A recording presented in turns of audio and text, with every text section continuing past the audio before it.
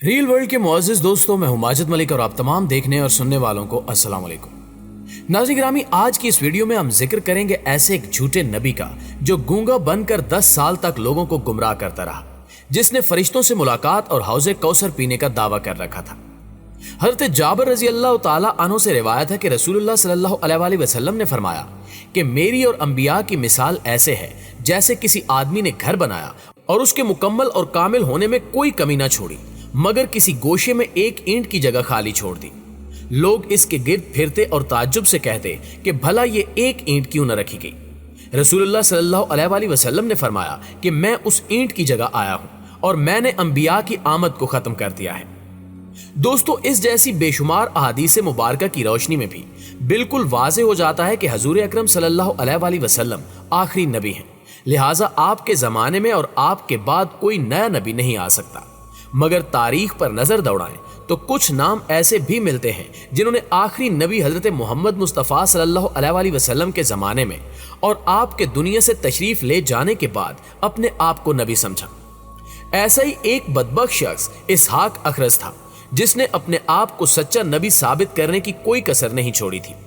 آج ہم اسی بدبخت کذاب کو موضوع گفتگو بنائیں گے اور اس کی مکمل حقیقت آپ کے سامنے رکھیں گے۔ ناظرین گرامی، یہ ملک مغرب کا رہنے والا تھا اور اس وقت ممالک اسلامیہ پر عباسی خلیفہ ابو جعفر منصور کی حکومت تھی۔ روایت کے مطابق پہلے اس نے صحیفے آسمانی قرآن، تورات، انجیل اور زبور کی تعلیم حاصل کی اور پھر جمیع علوم رسمیہ کی تعمیل مکمل کی۔ اسے نہ صرف مذہبی معلومات بلکہ اسے کئی زبانیں بھی آتی تھی۔ اس کے علاوہ وہ دیگر علوم و فنون میں بھی کمال حاصل تھا، یہاں تک کہتے ہیں کہ وہ کمال کا کیمیا گر بھی تھا۔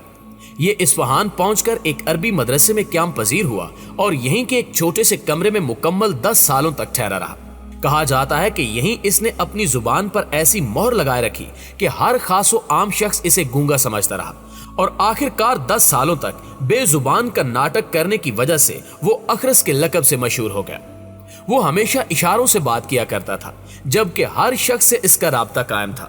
اور ہر شخص کے دل میں اسحاق کے لیے ترس اور محبت تھی۔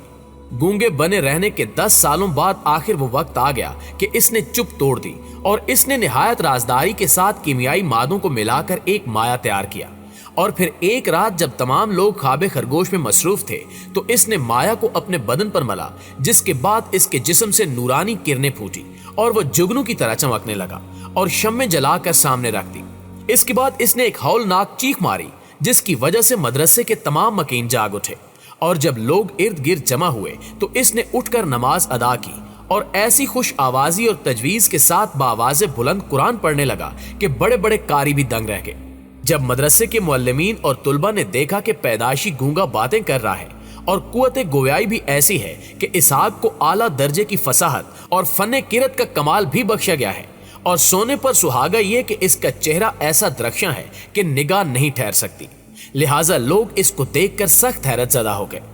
خصوصاً مدرسے کے صدر تو بالکل قوت عقیلہ کھو بیٹھے اور بڑی خوش اعتقادی سے فرمانے لگے کہ کیا اچھا ہو اگر شہر کے عمائدین بھی خدا کے اس کرشمے قدرت کا مشاہدہ کر سکیں۔ لہٰذا یہ سوچتے ہوئے اہل مدرسہ نے صدر مدرس کی قیادت میں شہر کا رخ کیا کہ دوسرے شہر والوں کو بھی خدائے وحدت کی قدرت کا یہ جلوہ دکھائیں۔ اس طرح یہ لوگ جب شہر پناہ کے دروازے پر آئے تو انہوں نے دیکھا کہ دروازہ بند ہے، لہٰذا چابی کے حصول کے لیے درخواست کی گئی، لیکن یہ چابی حاصل کرنے میں ناکام رہے۔ مگر یہ لوگ کسی نہ کسی طرح شہر میں داخل ہو گئے اور سب سے پہلے قاضی شہر کے گھر پہنچے، مگر قاضی صاحب شور و پکار سن کر گھر سے فوراً باہر نکلے اور ماجرا دریافت کیا۔ کہانی سننے کے بعد قاضی مجمع کے ہمراہ وزیر اعظم کے گھر پر پہنچے اور دروازہ کھٹکھٹایا تو وزیر باہر آئے اور لمبی کہانی سن کر کہا کہ ابھی رات کا وقت ہے، صبح فیصلہ کیا جائے گا کہ ایسی بزرگ ہستی کی عظمت و شان کے مطابق کیا کارروائی مناسب ہوگی۔ اس کے بعد قاضی چند رئیسوں کو ساتھ لے کر بزرگ ہستی کو دیکھنے کے لیے مدرسے میں آئے، مگر دروازے کو بند پایا۔ قاضی نے نیچے سے پکار کر کہا کہ جناب والا، آپ کو اس خدائے ذوالجلال کی قسم جس نے آپ کو اس کرامت اور منصب جلیل سے نوازا، دروازہ کھولیے اور ہم کو شرف دیدار سے مشرف فرمائیے۔ یہ سن کر اسحاق بولا کہ اے دروازے کھل جا، اور ساتھ ہی کسی حکمت عملی سے کنجی کے بغیر دروازہ کھل گیا۔ دروازے کے گرنے کی آواز سن کر لوگوں کی خوش اعتقادی اور بھی زیادہ ہو گئی۔ دروازہ کھلنے پر سب لوگ اسحاق کے روبرو نہایت مؤدب ہو کر جا بیٹھے اور قاضی شہر نے نہایت سلیقے میں التماس کی کہ حضور اقدس سارا شہر اس قدرت خداوندی پر حواس باختہ ہے، اگر آپ لوگوں کے سامنے حقیقت بیان کر دیں تو بڑی نوازش ہوگی۔ اسحاق نے کہا کہ 40 روز قبل ہی مجھے کچھ آثار نظر آنے لگے تھے اور آخر کار اللہ کا سرچشمہ دل میں موجیں مارنے لگا، حتیٰ کہ آج رات خدا تعالیٰ نے اپنے فضل سے مجھ پر علم و عمل کی وہ راہیں کھول دی ہیں جو مجھ سے پہلے لاکھوں لوگوں کے خیال اور تصور سے بھی کہیں دور تھی، اور اللہ نے میرے سامنے وہ اسرار و حقائق کھولے کہ جن کا زبان پر لانا مذہب طریقت میں ممنوع ہے۔ البتہ مختصر اتنا کہنے کا مجاز ہوں کہ آج رات 2 فرشتے حوض کوثر پر پانی لے کر میرے پاس آئے اور مجھے اپنے ہاتھ سے غسل دیا اور کہنے لگے کہ السلام علیک یا نبی اللہ، جس پر میں گھبرا گیا، لیکن فرشتے بولے کہ اے اللہ کے نبی بسم اللہ کر کے ذرا منہ تو کھولیے، لہٰذا میں نے منہ کھول دیا اور دل میں بسم اللہ کا ورد کرتا رہا۔ فرشتے نے نہایت لذیذ چیز منہ میں رکھ دی، یہ تو معلوم نہیں کہ وہ کیا چیز تھی، البتہ اتنا جانتا ہوں کہ وہ شہد سے زیادہ شیریں، مشک سے زیادہ خوشبودار اور برف سے زیادہ سرد تھی۔ اس نعمت خداوندی کا حلق سے نیچے اترنا تھا کہ میری زبان بولنے کے قابل ہو گئی اور میرے منہ سے یہ کلمہ نکلا، اشہد اللہ الہ الا اللہ واشہد ان محمد رسول اللہ۔ یہ سن کر فرشتے نے کہا کہ محمد صلی اللہ علیہ وآلہ وسلم کی طرح تم بھی رسول ہو۔ میں نے فرشتوں سے کہا کہ اے دوستو، تم یہ کیسی بات کر رہے ہو، مجھے اس پر سخت حیرت ہے۔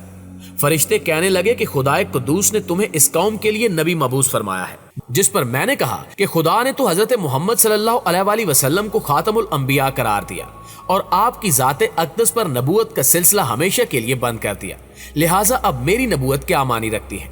اس کے جواب میں فرشتے کہنے لگے کہ درست، مگر محمد صلی اللہ علیہ وآلہ وسلم کی نبوت مستقل حیثیت رکھتی ہے اور تمہاری ذلی و بروزی ہے۔ اسحاق کی تقریر سن کر عوام کا ایمان ڈگمگا گیا اور ہزارہا آدمی اس کے پیروکار بن بیٹھے، اور جن لوگوں کا دل نور ایمان سے متجلی تھا وہ بیزار ہو کر اس کی جانب راغب ہو گئے۔ اس وقت موجود شریعت کے حامل افراد نے بھولی عوام کو بہت سمجھایا کہ اسحاق گونگا، دجال، کذاب اور راہزن دین و ایمان ہے، لیکن عقیدت مندوں کی خوش اعتقادی میں ذرا فرق نہ آیا، بلکہ جوں جوں علماء انہیں راہ راست پر لانے کی کوشش کرتے تھے ان کا جنون اور خوش اعتقادی اور زیادہ بڑھتا جاتا تھا۔